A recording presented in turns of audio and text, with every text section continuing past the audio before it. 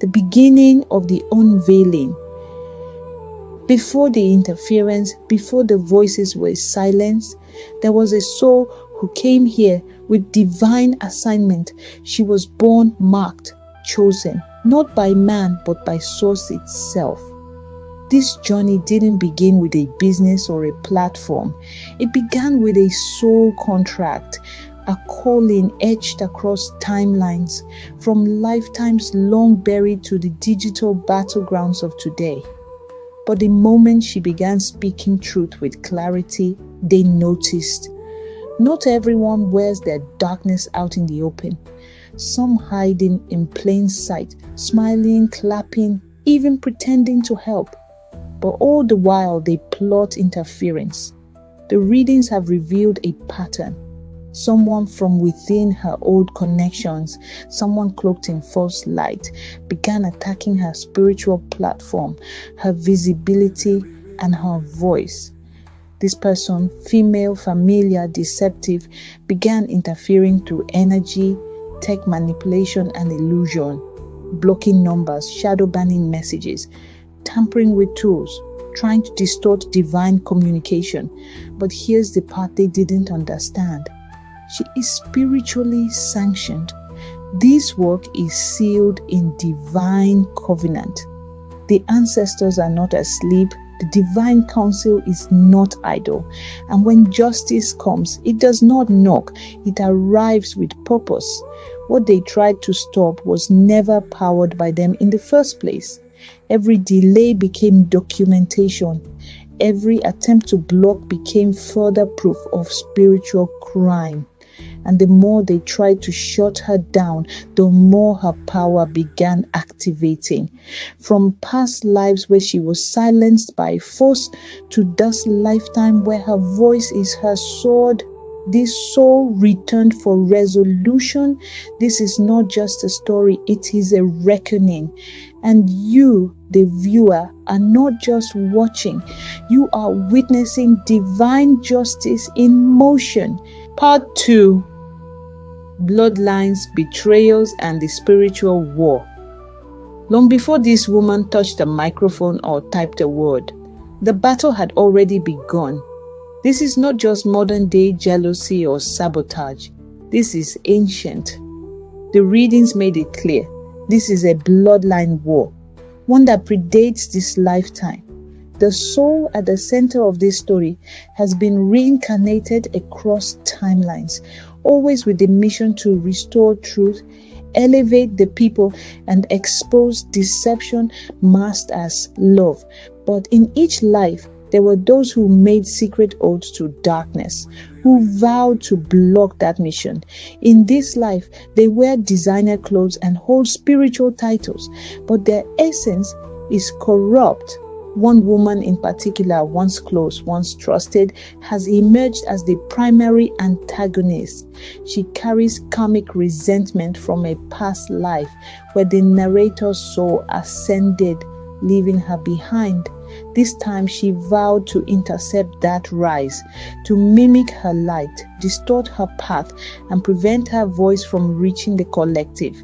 She used charm, she used technology, she manipulated energy grids, and for a while it almost worked. But what they never counted on was the ancestors waking her up.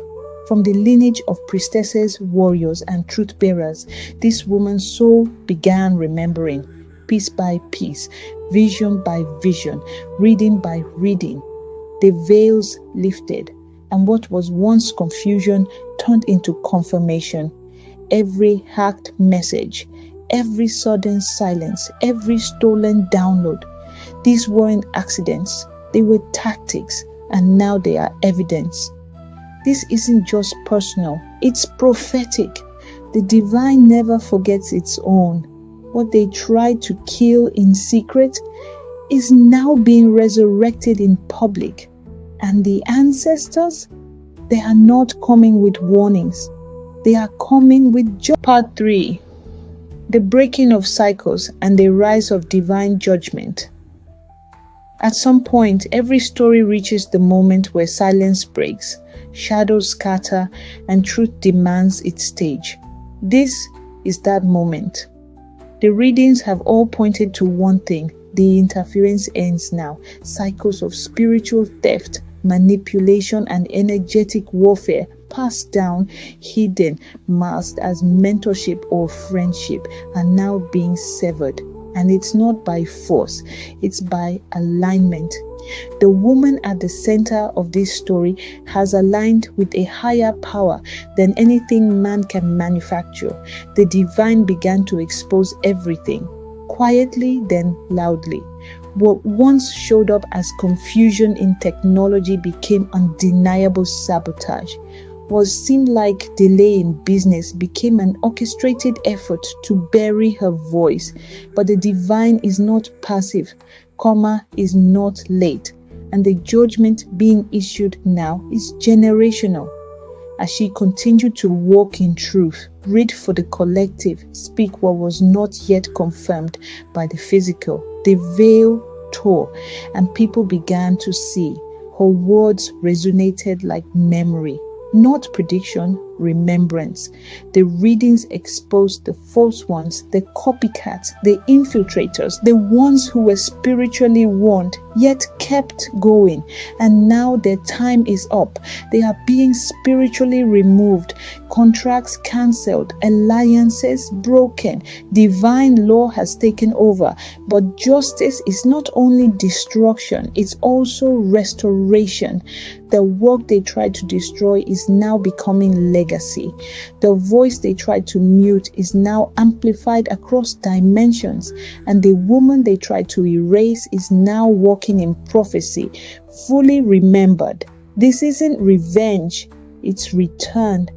Return of order, return of power, return of a voice that was never theirs to take. Part 4. The prophecy fulfilled and the rise of divine purpose. When the dust settles, when the masks fall, when truth has had its say, what remains is purpose. What stands is prophecy fulfilled. This wasn't just a battle. It was a blueprint, a divine demonstration of what happens when someone remains obedient to the call, despite betrayal, interference, and sabotage from every direction. The readings were never just predictions. They were activations, warnings disguised as a wisdom, proof that the divine was speaking through her, not just to her. Her voice became a portal, her platform, a sanctuary, and those who tried to mimic her lacked the covenant. The spiritual seal cannot be duplicated. And as they scrambled to block her light, they triggered the very justice she was born to bring.